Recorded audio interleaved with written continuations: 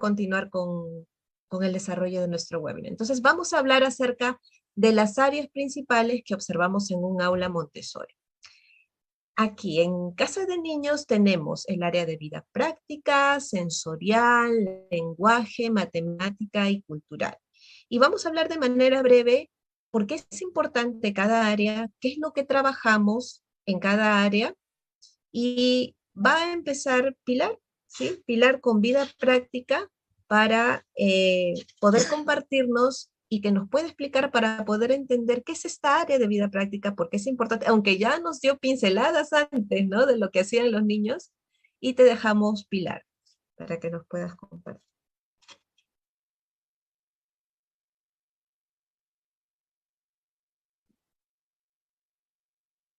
Cristian, el audio, por favor.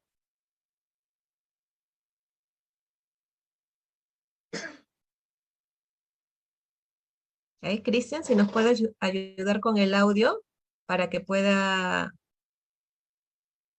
compartirnos Pilar. A ver, mientras Cristian nos va escuchando. Ahí está. A ver. Ahí Ok, está. muchas gracias, Perlita. Efectivamente, como has hecho mención, la Casa de Niños cuenta con 3 áreas. El área de vida práctica, sensorial, matemática, lenguaje y cultural. Pues un poquito voy a explicar, a grosso modo, porque son muchísimas lecciones con sus extensiones. Eso también me gustaría mencionar. Nosotros por áreas contamos con álbumes y esos álbumes nos dan toda la ruta de trabajo. ¿Cuál es primero, cuál es después? Porque hay una secuencia y están las edades oportunas para trabajar con ellos. El área de vida práctica tiene 3 divisiones. El cuidado de la persona, el cuidado del ambiente y las reglas de cortesía, gracia y cortesía. Es así como lo llamó la doctora María Montessori.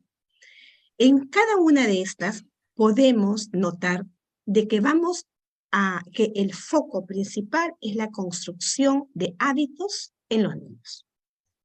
El niño tiene que aprender a cuidar de su persona.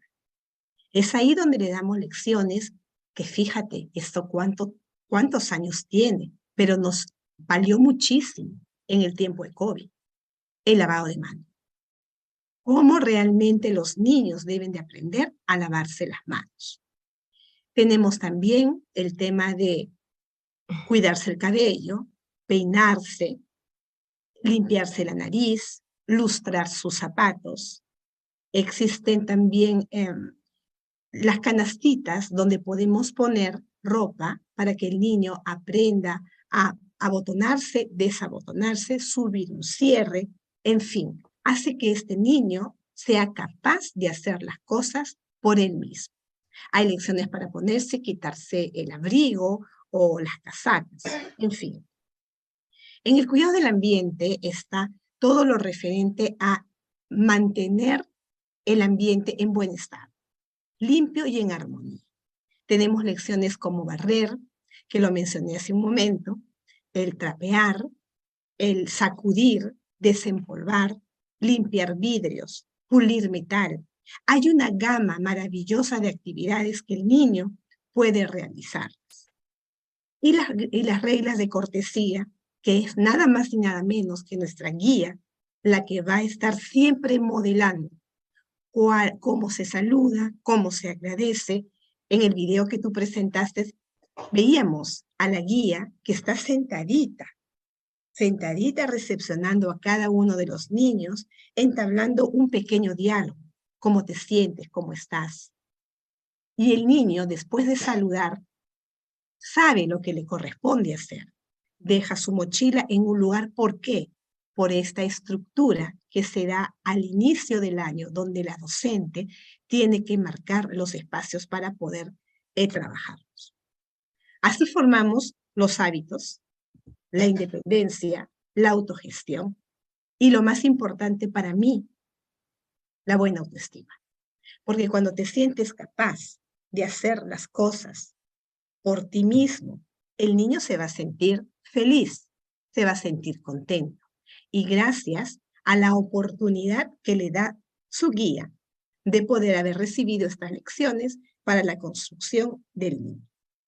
Además, en vida práctica trabajamos los movimientos finos, los movimientos gruesos, la concentración, la atención, en fin, amo vida práctica, porque con esto podemos entrar a matemática, podemos entrar a sensorial, a cultural. El niño ya ha logrado un nivel de normalización, está normalizado, está tranquilo, y un nivel de concentración y atención para recibir futuras lecciones.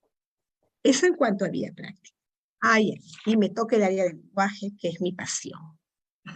El área del lenguaje es preciosa, es linda desde aquellas canastitas donde están los elementos reales, ¿no? Por ejemplo, la canasta de fruta, donde el niño, ahí también hay una articulación con lo sensorial, porque el niño huele el mango, el niño huele la fresa y va conociendo realmente, integralmente, incrementando su vocabulario. Al incrementar su vocabulario, María era formidable, porque comienza a trabajar el aparear manzana con manzana, pera con pera, y luego va ella mostrándonos que hay una ruta, hay un camino para llegar a una escritura, a la palabra. Y aparece la tarjeta, el objeto real con la tarjeta con la tarjeta, la tarjeta con la palabra, y el niño va descubriendo de que hay un simbolismo para cada cosa. También trabajamos la parte sensorial, vamos haciendo ejercicios para la parte auditiva, para la parte motora, que ya en vida práctica la han trabajado muy bien. Y luego damos pase a las letras de lija, donde la mano, decía María, que era el cerebro pequeño. Y a través del trazo, con estos dos deditos, se nos va activando esa memoria muscular y va a ser mucho más sencillo que el niño pueda empezar sus trazos. Mira qué linda está la fuente puede ser fuente de avena, puede ser de gelatina. Hay muchas cosas que les podemos poner a los niños sémola para que los niños hagan el trazo. Y lo que me apasiona de esto es de que hay tanto respeto a esos procesos de aprendizaje, que el niño va de menos a más y luego de haber conocido la fonética, forma sus primeras palabras y luego vamos a este hermoso alfabeto móvil, que es una maravilla, para que él, con un acompañado, podría ser una canasta de objetos pequeños, donde, por ejemplo, ponemos un oso, el niño saca el oso y comienza a poner el oso. Y luego ya más adelante ya viene la escritura, que también yo antes de conocer el Montessori, Dios mío, para adelante con el cuaderno triple renglón y no te cuento más. Sin embargo, acá hay todo un proceso de preparación de la hoja, que no haya, o las pizarras, que mira, ahí las tienes, esas pizarras donde te dan una ubicación, hay otra que es sin nada, sin ninguna delimitación de espacio, donde el niño hace sus primeras letras y le vas poniendo desafíos poco a poco, los mismos que le vas a poner luego en una hoja. Y gramática y etc., que en realidad todas las áreas han sido tan bien pensadas que el niño disfruta el aprendizaje. Gracias, Pilar. Entonces, Pilar nos ha hablado, ahora, ¿cómo retrocedo? Bueno, nos ha hablado de vida práctica, ¿no? Y Pilar, ¿cómo nos sorprendemos que con una actividad muy sencilla como es el barrer, como es el lavar una mesa, y no es el lavar tu mesa, ¿no? No es que tú le ensucias tu mesa y tienes que lavar tu mesa, tienes que lavar la mesa del ambiente, la mesa de todos, ¿no? Y se le va modelando al niño con estas lecciones muy sencillas que es de la vida práctica, justamente como tú comentaste, para que vaya desarrollando esta autonomía, esta independencia en que él lo puede hacer por él mismo, ¿no? Y nosotras también nos retiramos, no es que estamos ahí al pendiente viéndoles si es que estás barriendo bien o de repente con nuestro gesto, con nuestra mirada le estamos diciendo, te faltó por ahí, ¿no? El niño, vamos respetando el propio proceso del niño, el niño se va equivocando, ¿no? Y poco a poco lo va a ir logrando. También tenemos otra área, aparte de esta vida práctica, que lo trabajamos primero porque es la adaptación, trabajamos la adaptación del niño a su entorno, el niño conoce cómo funciona su aula, cómo funciona su ambiente, y después de esto tenemos otra área. Voy a volver a compartir porque acá ya se me perdió la diapositiva. Otra área que es el área de sensorial, ¿no? De sensorial. Y después vamos a pasar con Pilar también para que nos vaya contando cómo es, si están las mismas áreas o de repente qué área ya no está, ¿no? En taller. A ver, vamos a ver acá. Ahí está, sensorial.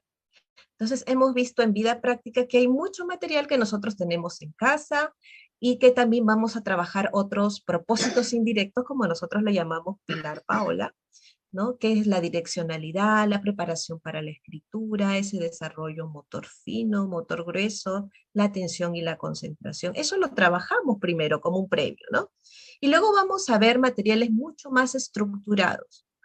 Y en esta área de sensorial vamos no solamente a estimular los sentidos, sino refinarlos, ¿sí? Refinar cada sentido.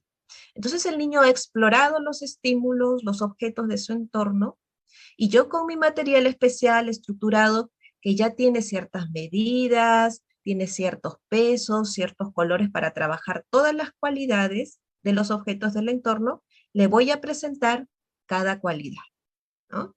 Entonces, aquí vamos a encontrar materiales como la torre rosa, la escalera café, donde el niño va a ir cargando cubo por cubo, prisma por prisma, va a tener la caja de colores, donde va a poder discriminar visualmente, refinar su sentido de la vista a través de 3 cajitas de colores. No tenemos la caja 1 de colores primarios, la caja 2 de colores ya secundarios y la caja 3 que vemos al niño ahí, que son los colores degradados, ¿no? Entonces, vamos siempre de lo más simple, de lo más sencillito, a lo más complejo, ¿no? Y todo lo que el niño va absorbiendo, todas esas cualidades que ya están ordenadas, estructuradas en el material, después el niño nuevamente va a volver, ¿no?, al exterior y va a buscar esos tonos de color en su ambiente, ¿sí? También tenemos, por ejemplo, materiales como los frascos de sonido. Y tenemos muchas lecciones también como la lección del juego del silencio, donde el niño, y esto nos comentó también Pilar, muy importante, que va refinando el sentido auditivo que después le va a servir para trabajar el análisis fonético, para que pueda discriminar esos sonidos pequeñitos de las letras. ¿Sí? Entonces aquí refinamos el sentido auditivo del niño con esas botellitas, también hay algunas campanitas que utilizamos. Además tenemos materiales para la discriminación de tamaños, para la discriminación del grosor, como tenemos ahí la escalera marrón, también los listones rojos, donde vamos a trabajar la discriminación de las longitudes. ¿Sí? Entonces, aquí el niño no está trabajando solamente sentado. Cuando nosotros le presentamos, por ejemplo, la torre rosa, acá yo tengo mi torre rosa, y después vamos a hablar de las características de estos objetos, el niño va a ir 10 veces a su estante y yo primero voy a hacer esa presentación del material, de cómo se usa el material. Después el niño lo va a usar todas las veces que quiera, va a hacer los ejercicios siguientes, va a hacer sus propias creaciones. Pero yo le tengo que modelar cómo es que va a llevar los materiales o cómo es que se va a usar. Entonces tenemos aquí el cubo más grande que pesa aproximadamente 1 kilo de la Torre Rosa. Es un material muy conocido en esta metodología. Y yo voy a empezar a modelar cómo llevar cada cubo del estante a mi alfombra de trabajo, a mi lugar que ya separé previamente en el piso para poder trabajar con este material. Entonces, voy a ir llevando cubo por cubo. El niño va viendo desde el cubo más pequeñito que yo tengo aquí, que mide 1 centímetro de arista, y lo voy trasladando hacia mi alfombra de trabajo.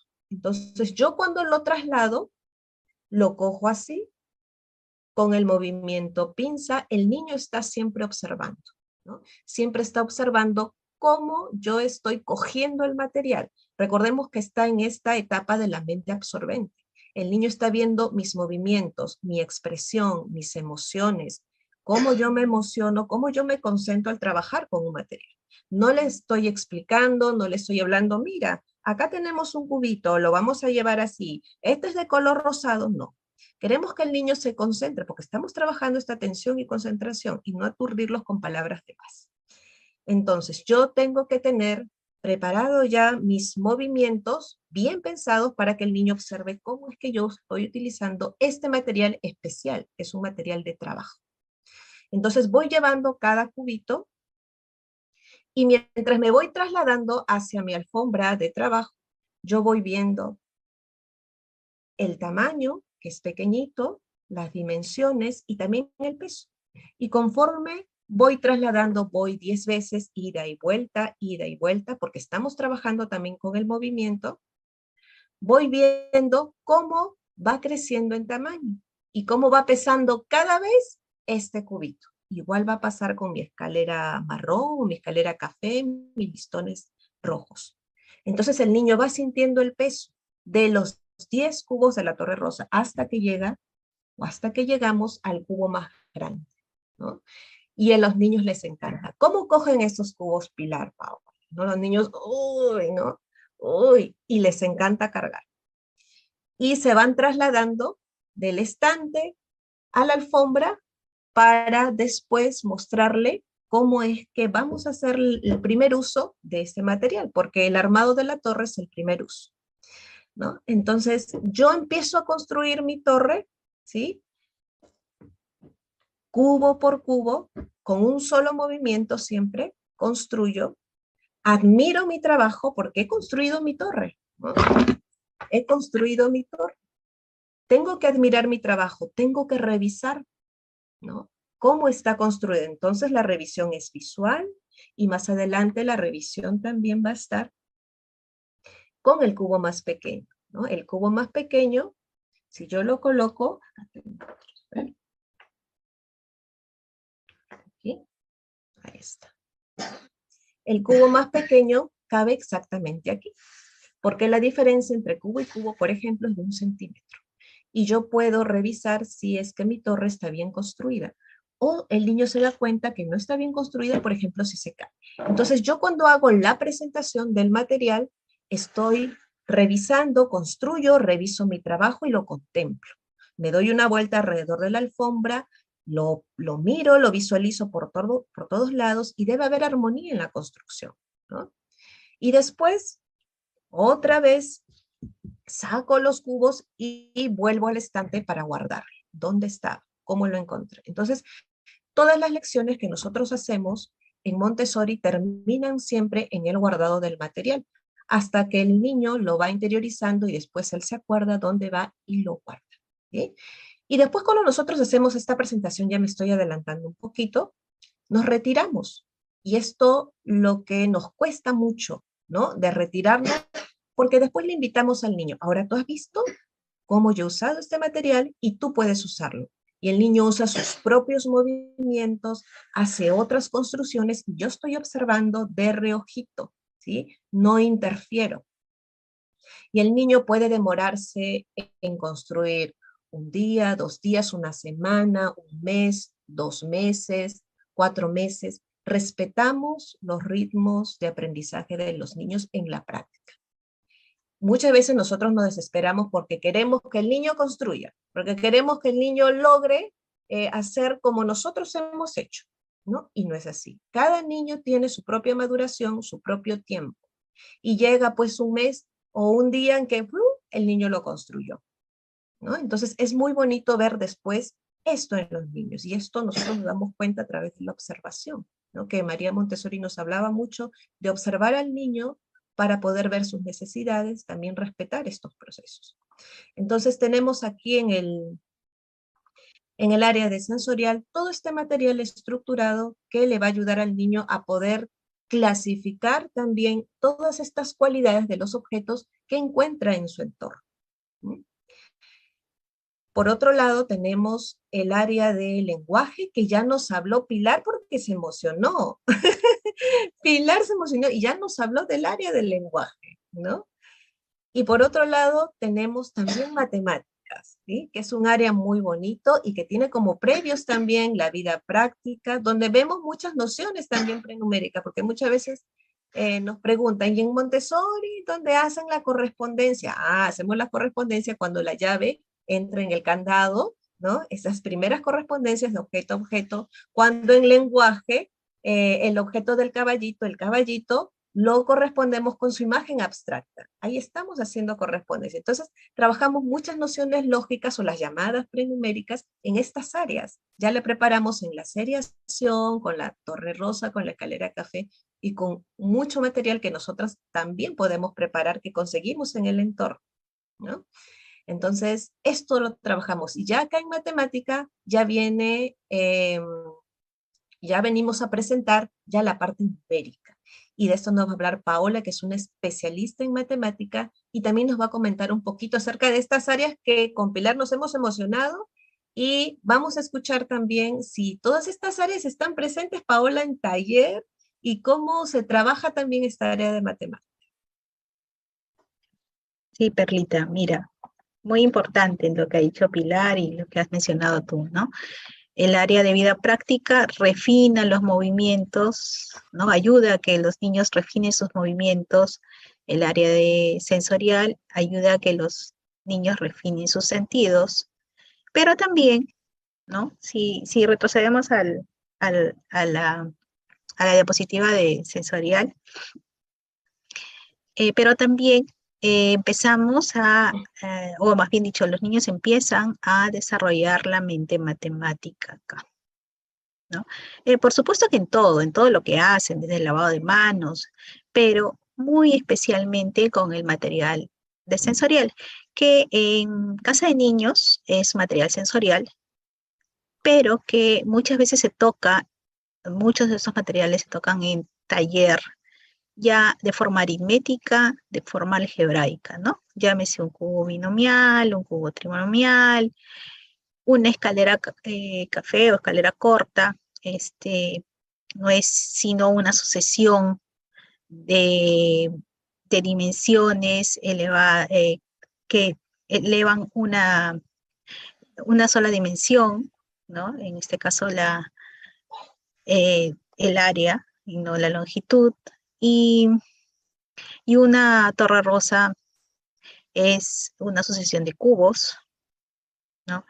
Luego lo vamos a ver ya como tal en aritmética en taller, pero ya los niños lo conocen sensorialmente, ya está dentro de, de su mente, y ya vamos en taller a darle el nombre, la noción aritmética y algebraica, ¿no? Eh, Ahora pasamos al área de matemática de casa de niños. Además del material sensorial, ahí tenemos la escalera larga, pero con definición de tamaños y colores. Ya empezamos a darles las nociones numéricas, cantidad y número, ¿no? Muy importante, en el material Montessori aislamos la dificultad.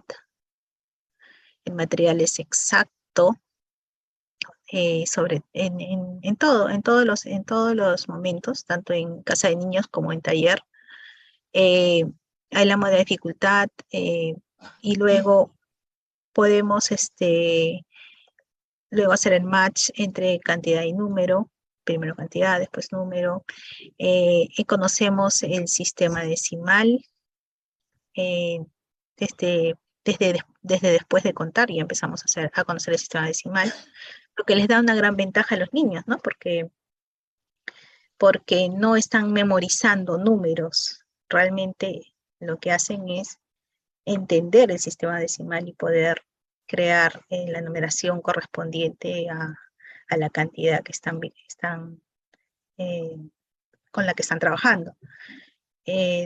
Por eso los niños en casa de niños pueden llegar hasta conteo de un millar, ¿no? Ya en taller esta es una foto de taller, ¿no? Tienes áreas de matemática, en este caso acá hay áreas de matemática y geometría. Ya pues empezamos a hacer, recordamos algunos materiales, pero ya de forma aritmética, o trabajamos con algunos materiales, pero ya de forma aritmética, ya no de forma solo operativa, como se hacía un poco en casa de niños. Ya el niño necesita avanzar en su razonamiento. Acá, este estante que está acá es un estante intermedio, diría yo, porque tiene algunos elementos traídos de casa de niños, ¿no? No todos ahí son de taller, pero es una transición, ¿no? Es una transición que se va haciendo, ¿no? Acá en el estante de geometría podemos ver, por ejemplo, fracciones, bueno, acá creo que no, sí, fracciones, que en casa de niños las podemos ver solamente para conocerlas y mencionar, ver las dimensiones y conocer la nomenclatura, pero ya en taller estamos trabajando de forma aritmética todos estos materiales, ¿no? Y bueno, en este caso, geométrica y aritmética, ¿no? Muchos materiales sensoriales se usan en taller. Cabe mencionar que los materiales tienen que ser exactos, ¿no? Porque concretamos lo abstracto en los materiales. Tienen que, y muchas veces, tienen que ser atractivos para que los niños quieran trabajar con ellos, bellos, como siempre, estéticos, ¿no? Deben apoyar al objetivo para el cual se trabaja, ¿no? Acá tenemos un tablero de ajedrez decimal, de ajedrez para donde trabajamos la multiplicación. Este tablero, en lo ideal, debe ser con material tipo alfombra para que no se deslicen las perlas. A veces no es posible, pero siempre hay que tratar de que los materiales apoyen y no distraigan, no molesten no desvíen el objetivo del niño, ¿no? Que no le ofrezcan que el niño se pueda autocorregir, que tengan control de error propio, ¿no? Y sobre todo, tú lo mencionaste al final, Perla, el respeto, el conocimiento, el acompañamiento eficaz del niño para que este no sea un material didáctico que yo le haga trabajar, vamos a decir, porque a veces lo toman así como yo te voy a hacer trabajar con este material, sino que sea realmente el material que el niño utilice para desarrollar su mente, su razonamiento en libertad y respetando los procesos de cada niño, ¿no? Y así es, el material los lleva, ¿no? Los lleva hacia, procesos lógicos, algebraicos, increíbles. Yo lo he visto con los chicos, y son procesos internos, no apuntamos al producto en sí, sino al proceso, ¿no? No es tan importante la respuesta correcta, apuntar el error, al contrario. El proceso de razonamiento es lo más importante para nosotros y, por supuesto, tenemos otros materiales que apoyan la memoria en matemáticas, ¿no? Pero básicamente es muy importante este proceso de apuntar hacia el razonamiento, hacia el desarrollo del razonamiento, ¿no? Y esto lo conseguimos con los materiales que nos ha propuesto María Montessori, desarrollado con Mario Montessori, su hijo, ¿no? Muy bien, Paola, qué importante es esta área también de matemática. Y María Montessori me hiciste recordar que llamaba, ¿no?, a esto las abstracciones materializadas, ¿no? Entonces todo lo abstracto está de manera concreta, ¿no? Y también ya en primaria recordaba cuando tú nos dabas estos talleres a las maestras de primaria matemática, cómo es que todos estos materiales están ordenados hacia lo más abstracto, ¿no? Entonces nos mostrabas cómo usar primero las perlas doradas, donde veíamos el 10, ¿no? Con 10 cuentitas. Y después ya usábamos las estampillas, ¿no? Donde ya estaba el número 10 en una fichita, pero seguía siendo manipulativo, pero ya un poquito más abstracto, ¿no?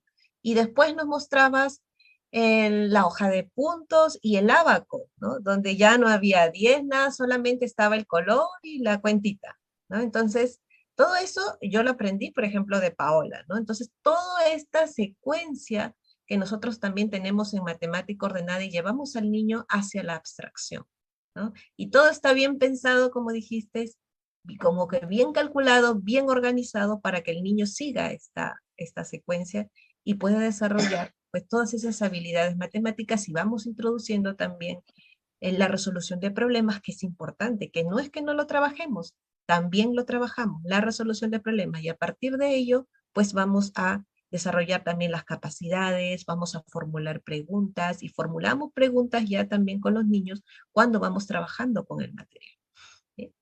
Entonces, acá tenemos matemática. Y por otro lado, tenemos cultural, ¿no? Entonces, cultural nos va a acercar más a las ciencias, a la naturaleza, y en casa de niños empezamos a trabajar esta área en vida práctica, ¿no? Cuando le modelamos al niño, le mostramos que una plantita necesita, pues, de esta limpieza, y él aprende a cómo limpiar las hojitas de una planta. Entonces, en el ambiente es importante tener la naturaleza presente, ¿sí? Entonces, a partir de ahí, el niño va a aprender a cuidar, a respetar las plantas, vamos a fomentar esa curiosidad del niño porque tenemos este periodo sensible de los objetos pequeños.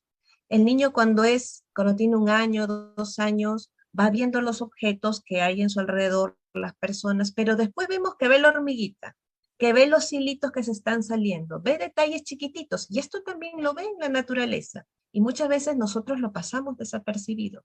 Y por eso tenemos las plantas ahí, y el niño se da cuenta que tienen líneas, ¿no? Que son las venitas de las plantas. Ven que hay polvito, y le mostramos cómo limpiar las hojitas de las plantas. Y por ahí nosotros empezamos, por el cuidado de las plantas. Entonces, con su esponjita, el niño ya trabajó con la esponjita, va limpiando con cuidado las plantitas. Le enseñamos a regar, le mostramos cómo se riega, cómo se sacan las hojas sequitas, ¿sí? Y después hay lecciones donde o nosotros planificamos actividades para que el niño pueda tener ese contacto con la naturaleza. No es que el niño va a aprender la planta con un rompecabezas o va a aprender acerca de las partes de un árbol, lo que es un árbol con el rompecabezas, porque a veces tenemos esta idea equivocada de Montessori. No, que en Ciencias Montessori le enseñan a los niños las plantas con un rompecabezas, no. Y María Montessori lo decía claramente. Primero hay que hacer que el niño esté en contacto con la naturaleza, pueda observar la naturaleza, puede estar cerca de un árbol, tocarlo, sentirlo, hablarle de los árboles, ir al parque, y después vamos a fomentar esa curiosidad de saber más acerca del árbol. Y tenemos nuestro material en el ambiente, nuestros rompecabezas, nuestros libros, nuestra tarjetería, que le va a permitir al niño conocer más a detalle acerca de eso que él desea, ¿sí?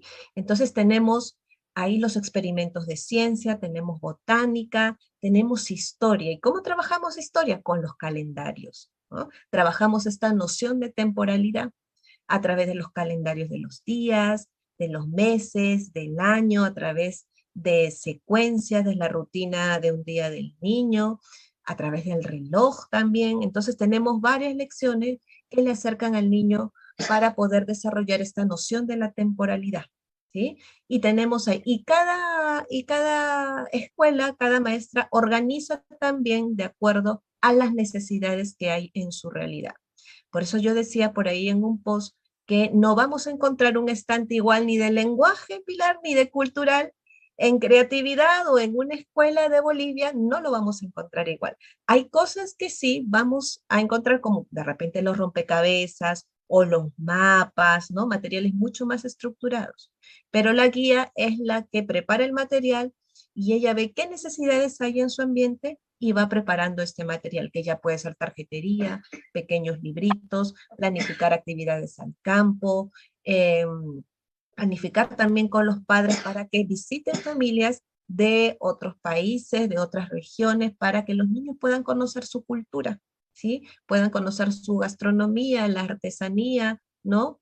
Y puedan acercarse más también a otras personas de diferentes partes del mundo. Entonces, y a partir de ahí empezamos, por ejemplo, con geografía, ¿no? Con geografía, y los niños van conociendo el mapa, y hay mucho material también aquí sensorial, donde el niño va partiendo, por ejemplo, una bola de plastilina y ve cómo es que los geógrafos pues han diseñado esos mapas planos, y pasamos desde la esfera del globo terráqueo, que es un modelo de representación de la Tierra, a un modelo más plano, ¿no?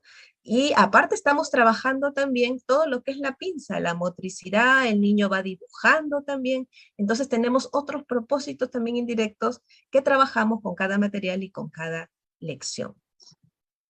Y también trabajamos cultural en taller, Paula.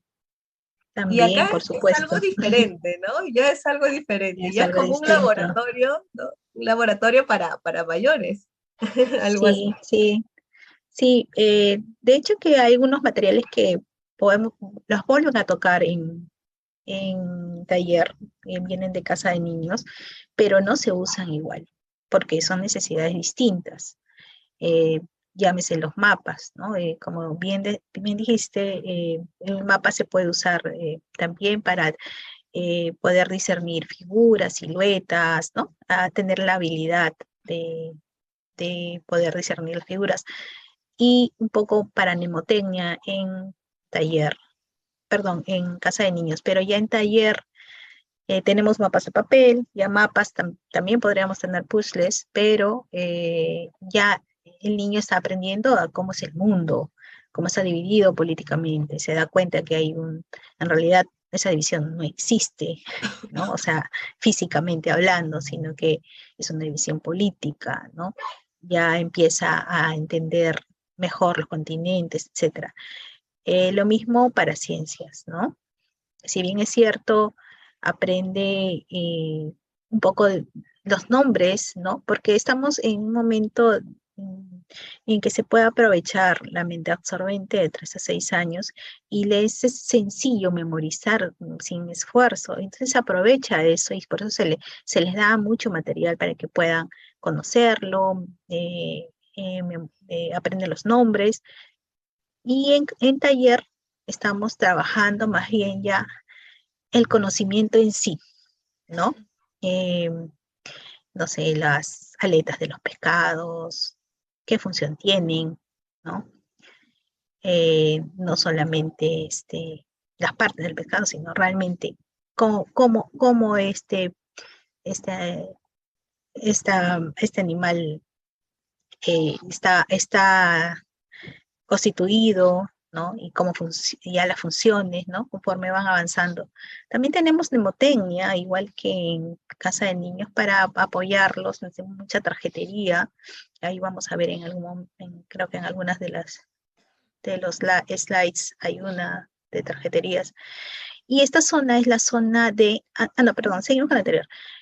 Esta es la zona sí, acá ya el niño está más consciente, ¿no? Está más consciente del mundo, de la comprensión del mundo. ¿Me permites el slide anterior? La zona de experimentación, a mí me llamó muchísimo la atención cuando me preparé. La zona de experimentación es para experimentos de historia. Decía, no puede ser experimentos de historia, he estudiado ciencias y me llamaba demasiado la atención como que experimentos de historia, sí, experimentos de historia, experimentos de geografía, experimentos de botánica y biología, por supuesto, pero en realidad a lo que va son para poder entender las fuerzas gravitacionales, para poder entender las fuerzas en general que mueven el mundo y otros para poder entender cómo es que se desarrollan las plantas, etcétera, ¿no? Y cómo es que está toda la naturaleza se constituye, ¿no? Ahora sí, en la siguiente. Bueno, acá tenemos ahí el globo terráqueo. Una experiencia muy bonita que les quiero compartir. Cuando los niños ya conocen altitudes, latitudes, relieves, entienden qué impacto tiene eso sobre los habitantes de esa zona, sobre la fauna, sobre la ecología, entienden los climas, etcétera. Más o menos como a los 12 años, o bueno, en taller 2, los niños, hay una experiencia muy bonita en que los niños buscan un lugar en el mundo así con el dedo para, para fundar una ciudad. Y esa ciudad que funda, bueno, ellos abstraen, piensan, ¿qué nombre le vamos a poner? ¿Qué tipo de organización va a tener? ¿Qué tipo de clima va a tener? ¿Qué tipo de relieve va a tener? ¿Qué alimentos o qué recursos va a contar este espacio? Entonces ahí nos damos cuenta que los chicos no solamente estudian para memorizar, que es, bueno, no está mala la memorización, pero sobre todo todos los trabajos que hacen los llevan a entender el mundo, a entender el universo y la integración entre ellos, ¿no? Y incluso más adelante eh, pueden decidir qué tipo de gobierno va a tener, qué vecinos, qué tipo de gobiernos tienen los vecinos y cómo van a hacer esas relaciones de comercio exterior con todos los demás, qué tipo de medios de comunicación van a utilizar, etcétera. Es a lo que apunta el eje cultural, ¿no? Eh, y que digo eje porque realmente sirve de eje para desarrollar las herramientas que son las matemáticas y la gramática, el lenguaje, ¿no? Quiero hacer un escrito, un ensayo acerca de un lugar, de un tema, necesito conocer la gramática, ¿no? Y es por eso que la estudian, ¿no? Tiene siempre un sentido, ¿no? No es solamente estudiar por estudiar o aprender por aprender, ¿no? Todo tiene un sentido y todo está interrelacionado. Paula, qué importante lo que tú nos has mencionado, porque muchas veces minimizamos, ¿no?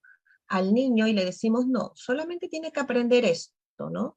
O no, porque ya tenemos que dejar atrás la mecanización, que esto no es mecanización, sino es parte de las necesidades que tiene el niño. Y el niño busca esa información, como tú nos has dicho. Y lo mejor de todo, lo que tú nos has mencionado ahora último, ¿no? Que el niño ya trabaja sus proyectos, ¿no? Lo va integrando, va pensando en cómo hacer estas realidades y es muy bonito. Yo me iba también imaginando, ¿no? Y esta es parte también de nuestra labor, ¿no? De mostrarle al niño de cómo empatizar, ¿no? Con el otro y de qué o de qué manera yo más adelante voy a colaborar o aportar a mi sociedad, a mi humanidad. Entonces, ahí tenemos que aterrizar y esto es muy bonito, ¿no? Lo que nos ibas contando. Gracias, Paola. Ahora ya hemos hablado acerca de los sectores, cómo son estas áreas o sectores principales que tenemos en Casa de Niños y también en taller. Ahora vamos ya con la última partecita. ¿Cuáles son las características de un material Montessori? ¿Sí? Ahí está. ¿Sí? ¿Cuáles son las características de un material Montessori? Pilar, ¿cómo yo puedo preparar, ¿no? Mi material y por qué se prepara así, ¿no? ¿Por qué de repente tengo bandejitas? ¿Cómo yo puedo diferenciar también un material Montessori de lo que no es, ¿no? Entonces te dejo, Pilar, para que nos puedas comentar. Gracias, Perlita. Sí, realmente, como nos dice, tenemos que saber un poco el trasfondo, o bastante el trasfondo de la preparación de materiales para poder llevarlo a cabo. Realmente, ¿qué nos dice la doctora? Que estos materiales tienen que ser inteligentes. Al decirnos inteligentes es que tiene que tener un propósito. Y lo interesante de esta propuesta es de que está aislado. Si yo voy a trabajar, trabajo ese propósito y aíslo el resto. También tiene que ser bello, tiene que ser armonioso para que el niño lo disfrute y lo pueda tocar. Tenemos que tener claro que en el momento de la manipulación del material, ese proceso de repetición hay que dejarlo vivir las veces que el niño lo considere, porque es ahí donde se está dando la construcción del aprendizaje. En Montessori, el error lo vemos como algo muy importante. Sin error, no hay aprendizaje. Es parte de ese proceso que bien mencionaba Paulita en las partes de las matemáticas, en realidad en todas las áreas. Si el niño trapeó, hizo bien las cosas, nosotros le damos la lección y lo dejamos que él poco a poco se vaya desarrollando. Tiene que ser muy focalizado. Ahora, quería acotar algo importante, que neurociencia nos está mirando desde hace algunos años y nos está mirando como una propuesta totalmente, sabemos que es una propuesta científica, pero en los últimos años neurociencia le ha dado mucha importancia a los materiales Montessori, porque son altamente sensoriales y porque activan. O sea, se han hecho estudios científicos donde se ve cómo reaccionan los lóbulos frente al trabajo que puede realizar el niño en conexión con estos materiales altamente sensoriales. Pero tu pregunta iba dirigida acerca de cómo preparar estos ambientes, cómo armar las canastitas. Eso más o menos es lo que tú quieres. ¿Cuál es exactamente tu pregunta para poder resolver? Entonces, nosotros tenemos en Pilar, tenemos, por ejemplo, en el área de vida práctica, esas bandejitas, ¿no? Abiertas. ¿Por qué son bandejitas? ¿O por qué de repente tienen que tener un material, sí, o de repente de plástico, si puedo poner de vidrio? Entonces tú más o menos nos comentabas acerca de las lecciones que teníamos en el área de vida práctica. ¿Cómo nosotros en casa tal vez podemos preparar ese material? Ok. Vámonos por casa, ¿ok? Que es algo que se puede hacer sencillamente porque contamos con los recursos. De repente hay madres de familia acá que quieren ir trabajando algo de vida práctica. Miren, yo me iría básicamente por la parte de la cocina, la parte de la formación de hábitos con el niño en dejarle puestos a su alcance los individuales para que él pueda organizar la mesa de la familia. Podemos dejar también a la mano el set de cubiertos, porque ahí estamos trabajando matemáticas, estamos trabajando correspondencia, estamos trabajando, aunque nosotros no lo podamos creer, muchas áreas a la vez. Podemos trabajar, dejarles las servilletas para que el niño lo pueda doblar y pueda ponerlo en el servilletero o en la canastita, lo que para el niño sea más seguro. Todo esto no puede ir suelo. Siempre tenemos que cuidar la armonía y la belleza. Si estamos hablando de individuales, puede ser que pongamos una bandejita. Puede ser de madera, puede ser de plástico, aunque el plástico en realidad Montessori no lo mira como una opción. Podemos ponerlo en una canasta, quizás hasta enrollado, para que el niño pueda desenrollar el individual, ponerlo en la mesa y alcanzar los cubiertos, que también puede estar en una cajita muy atractiva o en un set donde él pueda llevarlos y colocarlos. Básicamente, la creación de estos ambientes tiene que ser con mucha variedad de materiales. Puede ser de madera, puede ser de canastas, puede ser de aluminio, o sea, pueden ser muchas cosas que el niño van a incrementar su vocabulario y les va a atraer el ponerlos sobre la mesa. Otra parte que yo podría trabajar con los niños desde casa es el armar el baño. ¿Cómo armar el baño? Los niños en Montessori usualmente cuando llegan a los ambientes en momentos de que no hay todavía alumnos, ellos comienzan a organizar ya sea su espacio de comida o su espacio del baño.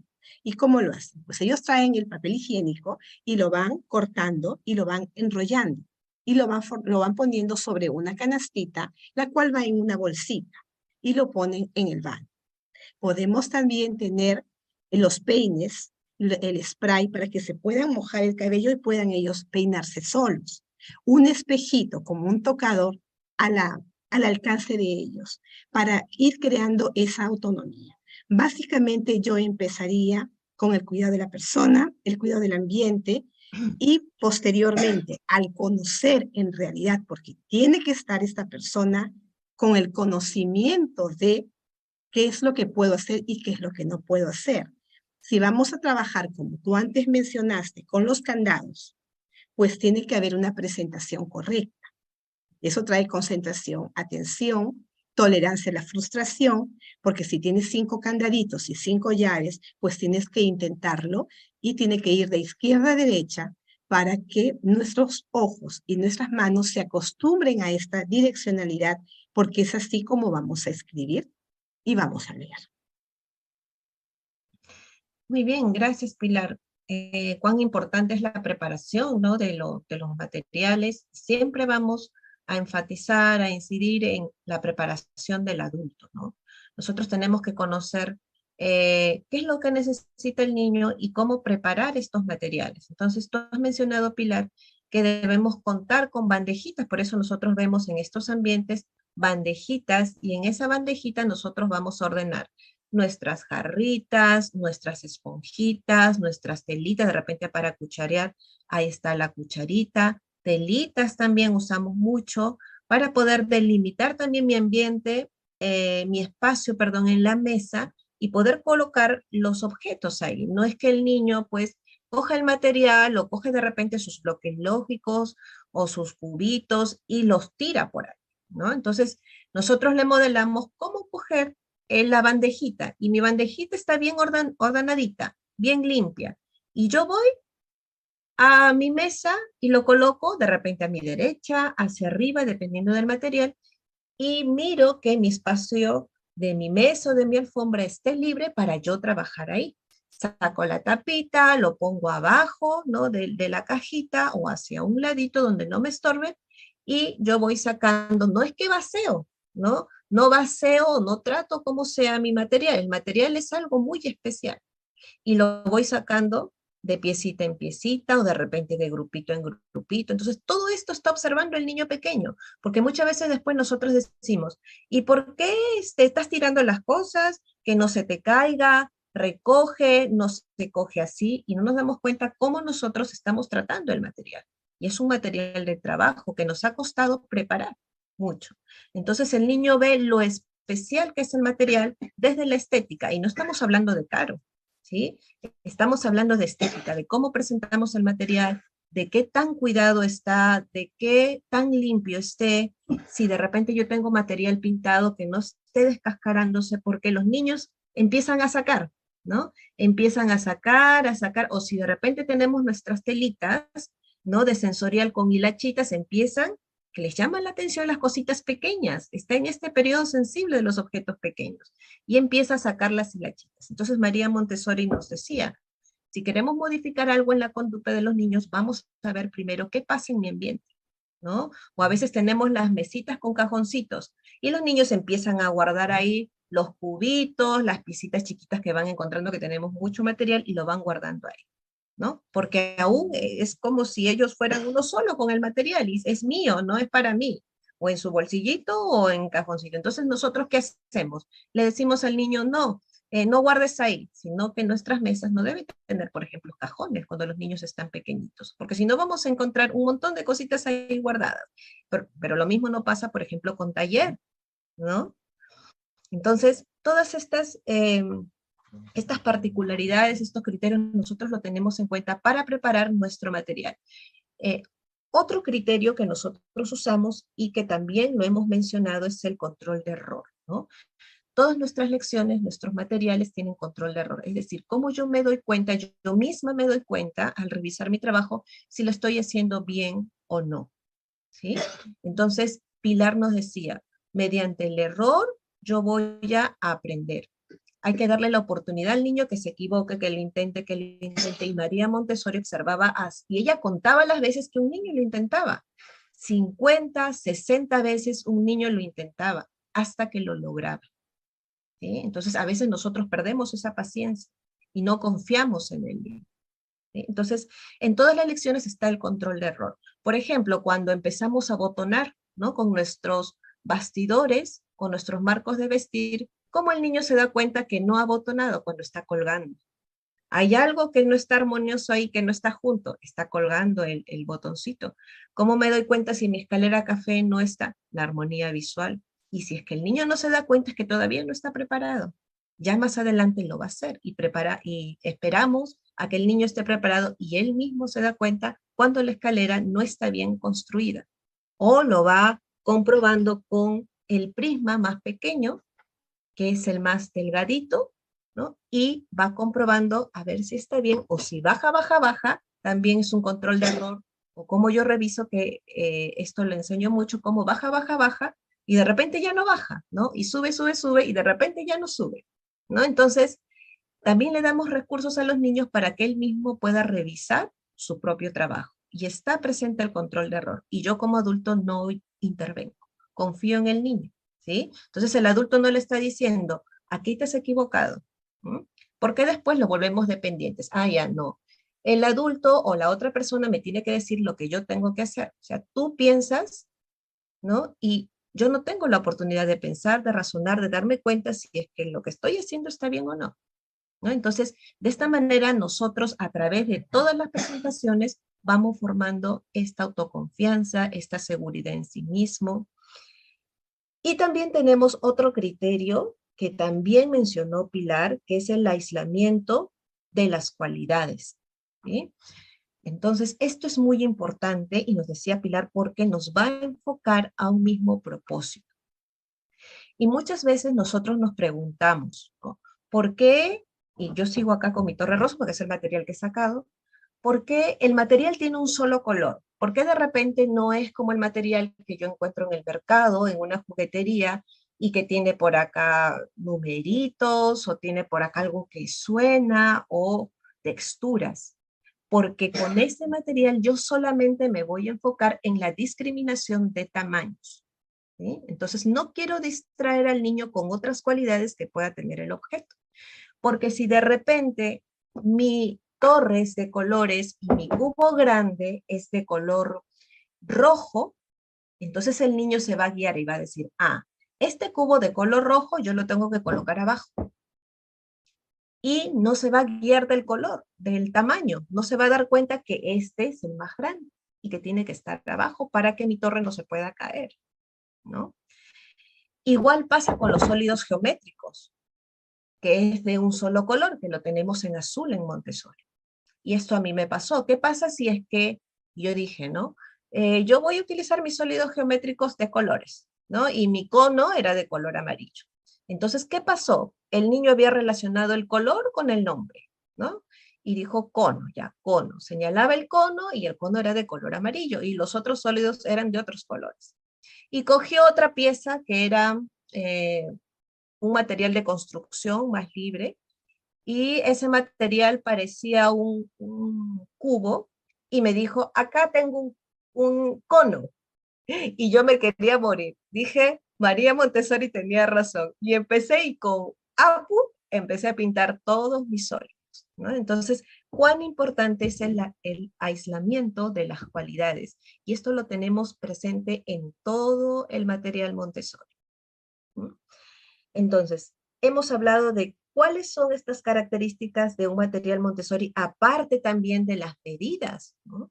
Muchas veces nos decimos, pero ¿por qué tiene que tener esta medida? ¿Por qué tiene que tener de repente estos colores? Y de eso nos va a hablar Paola. Paola, nos deseas compartirnos, y tú que dominas más esta área de sensorial, de matemática, ¿por qué tiene que tener, no sé, el cubo rosa? ¿Por qué tiene que tener 10 centímetros? ¿O por qué tiene que haber 10, ¿no? 10 cubos. Ahí ¿nos puedes comentar un poquito acerca de estas características de los materiales?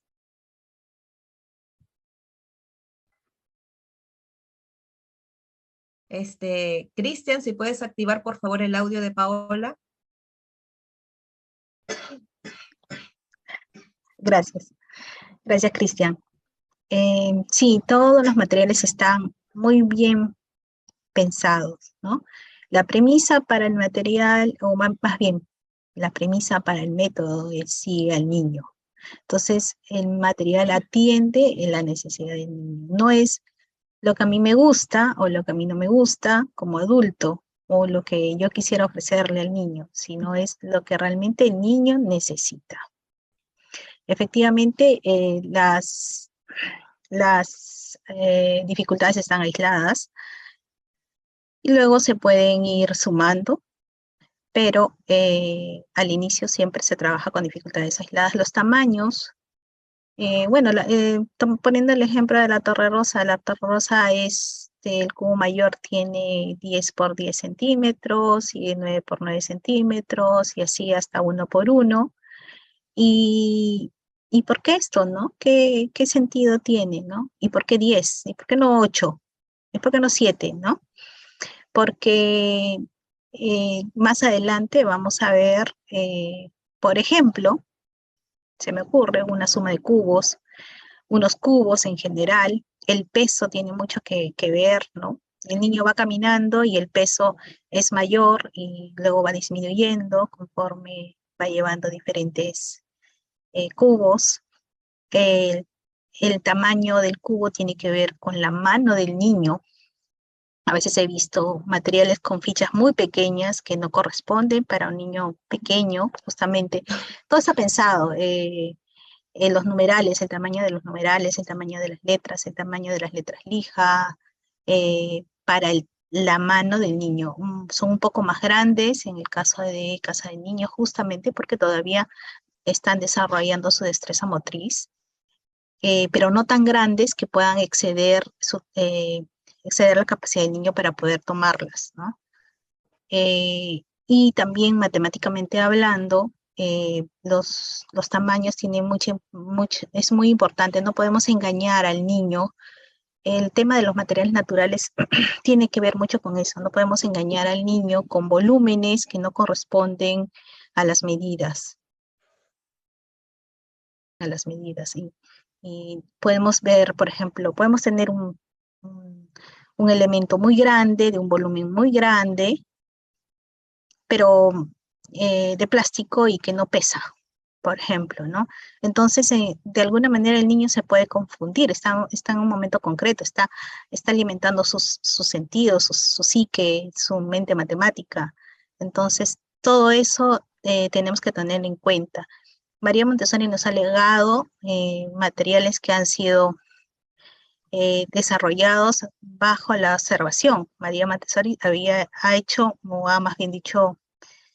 ha propuesto a los niños diferentes materiales y ha ido viendo qué materiales se quedaban y qué no se quedaban, porque fueron muchísimos. Qué colores han cambiado también depende mucho. No fueron desde el inicio de los colores que tenemos y algunos cambiaron, otros permanecieron. Sigue evolucionando, ¿no? La guía, uno de los trabajos más importantes de la guía es la observación. Si yo observo que esa jarra es muy grande para los niños que tengo en casa de niños, o es muy pequeña, o de repente la dificultad está por debajo, en el caso de las matemáticas, ¿no? Por debajo de la capacidad del niño, tengo que modificarlo. O tengo que presentar otro material, ¿no? Siempre nuestra guía va a ser el niño. El niño nos va a decir qué es lo que necesita. Nosotros con la observación científica, muy objetiva, no lo que me gusta a mí, lo que el niño necesita, lo que para el niño funciona, lo que le ayuda al niño, voy a ir poniendo sobre mis estantes lo que los niños van a trabajar, ¿no? Entonces, por ejemplo, un cubo binomial, ¿no? Hablando ya de las medidas, ¿no? Es una fórmula, es un binomio al cubo y debe cumplir con esa expectativa. Aunque es pequeño y todavía lo va a usar de forma sensorial, más adelante lo va a usar de forma aritmética y luego algebraica. Entonces debe cumplir con la fórmula en sí, ¿no? Debe coincidir todo, ¿no? Un cubing, que es un material netamente de taller, ¿no? De donde podemos deducir raíces cúbicas, tienen que tener las medidas precisas para que se pueda evidenciar la raíz cúbica de un producto. Lo mismo para las raíces cuadradas, lo mismo para, no sé, un teorema de Pitágoras, lo mismo para poder trabajar áreas de diferentes figuras geométricas o diferentes volúmenes, etcétera, ¿no? O sea, es muy importante que por ejemplo, las fracciones estén muy bien, muy precisas para que los ángulos en las fracciones, los ángulos en los polígonos estén a uno, porque los niños van aprendiendo por no solamente, ya lo vieron contigo y con Pilar, por los sentidos. Y habrá niños que este tema de la mano, la mano como un instrumento de la inteligencia, los va a nutrir muchísimo, ¿no? Habrá niños más visuales, habrá niños más sensitivos a nivel de tacto, otros a nivel de sonido incluso, ¿no? Es muy interesante porque las perlas de vidrio que caen en un tubo de ensayo para un trabajo de división, la gran división, por ejemplo, son conmueven tanto al niño cuando trabaja, el sonido del el tintinear de las perlitas, y entonces empuja al niño a seguir trabajando, ¿no? Le emociona, ¿no?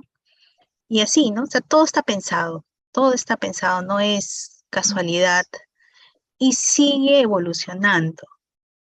Cada año las guías, los trainers se reúnen para compartir sus observaciones y ver qué sigue funcionando, qué no sigue funcionando, qué cartelones nuevos, que se quita también, que ya de repente no tiene significado, vamos a decir, o que se añade. El, el, la guía con el conocimiento del niño y con conocimiento del material ya puede generar también sus propios materiales, ¿no? Entonces, acá el conocimiento del niño y de su nivel de desarrollo es sumamente importante para proponer los materiales. Qué bonito, Paola, esta parte también, ¿no? Cuando hablamos de los materiales. Y yo recuerdo, Paola, en los talleres, siempre recuerdo algo de Pilar y de Paola. Ahora también vamos a entrar con Pilar para que nos acompañe en esta última parte. Que Paola nos decía, ¿por qué es dorado? Yo no sabía por qué era dorado, ¿no? Y María Montessori ponía el color dorado algo muy importante, ¿no? Como son las perlas doradas. Y Paola también trajo una telita que era de color como de mi chompa granate, ¿no? Y también nos decía que eso es por la realeza, ¿no? Lo dorado con este color. Entonces a mí me asombraba mucho el tema de los colores y cómo esto impresiona al niño y cómo te emociona también, ¿no? También recuerdo, y acá lo apunté porque mientras tú ibas hablando me iba recordando, cuando nos presentaste, ¿te acuerdas las fracciones que es de color rojo? Y lo comparaste con la unidad de las escaleras cortas de cuentas que el niño usa en casa de niños y lo seguías usando en primaria y decía, esta es la unidad, ahora la unidad lo tengo así, en forma singular, circular y también de color rojo, ¿no? Entonces yo decía, por eso es de color rojo, por eso no es de cualquier color. Entonces todo tiene una secuencia lógica, ¿no? Que va a ayudar al niño a poder comprender estos conceptos abstractos, ¿no? Entonces, qué bonito es toda esta parte, ¿no? De los materiales, conocer las características y por qué, ¿no? Tienen estos colores o estas medidas. Muy bien, ahora vamos a pasar a ya nuestra última parte. Si tienen algunas consultas, nos pueden hacer mediante el chat, ¿sí? Para poder responderles en la medida de lo posible. Tenemos el chat del Zoom y también del Face, ¿sí? Si tienen alguna consulta, nosotros vamos a poder responder por ahí. Entonces, vamos ya con la última parte y vamos a hablar del rol del adulto. Cuando yo escuché por primera vez también a Pilar, me quedé reflexionando muchísimo, ¿no? Entonces, ella tiene este don de hacernos ver de cómo estamos nosotros mismos y cómo puede cambiar, ¿no? Nuestra persona al conocer esta filosofía, esta metodología y también ir conociéndonos a nosotros mismos para poder estar al lado de un niño. Entonces, Pilar, ¿cuál es el rol que debemos asumir nosotros como padres, como adultos, como tíos, como maestros o como profesionales que trabajamos con estos niños? A ver, Perlita, realmente el trabajar con Montessori es como un entrenamiento tan maravilloso a nivel científico y a nivel emocional, porque nada está por inventar en Montessori. Como bien habíamos hablado, todo tiene una secuencia lógica, y esta señora, con esta formación tan grande que tuvo, porque tenemos que recordar que ella fue ingeniero, antropólogo, filósofa, médico, tuvo una formación maravillosa, pero ella trabajó algo muy importante, que fue su parte emocional. Recordemos en las circunstancias que se crea el Montessori, viviendo 2 guerras, donde ella apuntaba a una educación por la paz y para la paz. Creo de que todas nosotras que estamos presentes en esta hermosa charla, quizás no todas somos profesoras, quizás no todas trabajamos en un Montessori, quizás nos tocó trabajar en un tradicional, y es difícil, porque no podemos hacer lo que queremos muchas veces. Tenemos que irnos adaptando a las circunstancias que nos toca vivir. Aparte de todo, de esa maravilla que es el Montessori, que yo las invito profundamente a que le estudien, tenemos que conocer al niño, conocer sus necesidades, observarlo. La base de esta metodología es la observación. Respetar a ese niño tal cual es, un ser sugénito, un ser diferente. Porque nos encanta comparar. Y la comparación como mamá, como tía, como profesora, debe desaparecer. Debe desaparecer porque es terrible sentirnos comparados.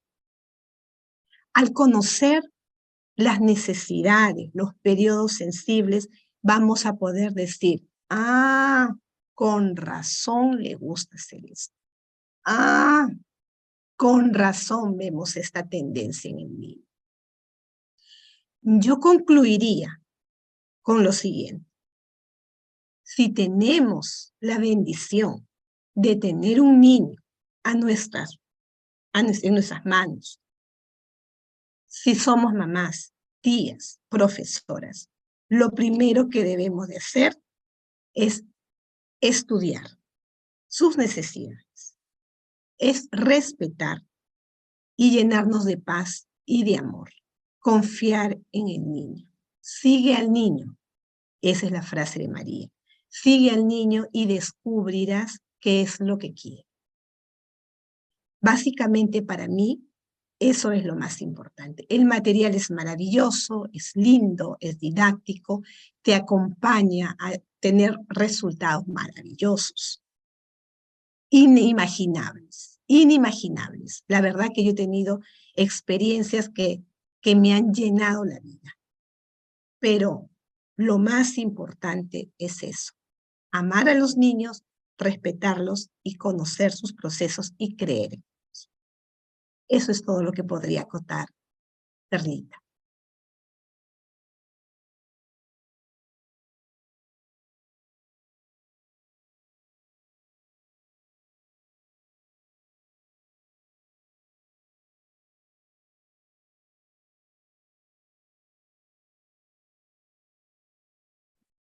Perla,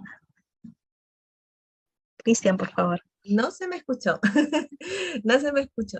Entonces, estaba comentando, también reflexionando acerca de lo que nos dijo Pilar, y muchas veces nos emocionamos nosotras cuando empezamos a conocer esta metodología porque compramos el material o empezamos a fabricar, a preparar nuestro material y le presentamos al niño. Queremos que el niño pues use el material y creemos que así vamos a transformarlo, ¿no? Vamos a ayudar al niño a esta preparación, a este desarrollo integral que nosotros buscamos. Y cuando nos damos cuenta después pasa que el niño tira el material o se golpea, o si de repente nosotros ambientamos nuestra aula y no estamos preparadas para trabajar bajo la filosofía Montessori, pasa que después tenemos que sacar todo el material porque todo se convierte en un caos. Los niños empiezan a coger, se empiezan a golpear. Entonces, muchas escuelas, yo he escuchado a muchas maestras que han llegado justamente a estas formaciones que nosotros damos desde CAPTA y me han comentado que han tenido que sacar todo el material, ¿no? Porque el aula era un caos, ¿no? Entonces, desde ahí nosotros empezábamos y mencionamos la importancia de empezar con la vida práctica, la normalización, los ejercicios preliminares que van a ayudar al niño a esta adaptación a su ambiente.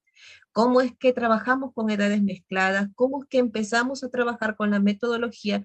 Y es un esfuerzo enorme que hacemos al inicio, pero poco a poco lo vamos logrando, hasta que llega un momento en que estamos sentadas y solamente tenemos tiempo para observar.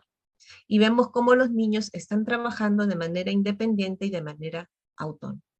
Entonces es importante enfatizar aquí el rol de preparación, tanto intelectual, de la metodología, pero también espiritual, a nivel de valores, de control emocional, porque si yo siempre voy a estar viendo el error del otro, estoy viendo la vecina, cómo se ha vestido, que mi compañera, que ha dicho esto, que me mira así, estoy viendo siempre los defectos del otro, eso mismo voy a trasladar a mi ambiente, ¿no? Y sin querer o inconscientemente voy a estar mirando solamente en qué se ha equivocado el niño y no voy a ver todo lo que ha logrado o todo el proceso de esfuerzo que está haciendo por lograr un objetivo, ¿no?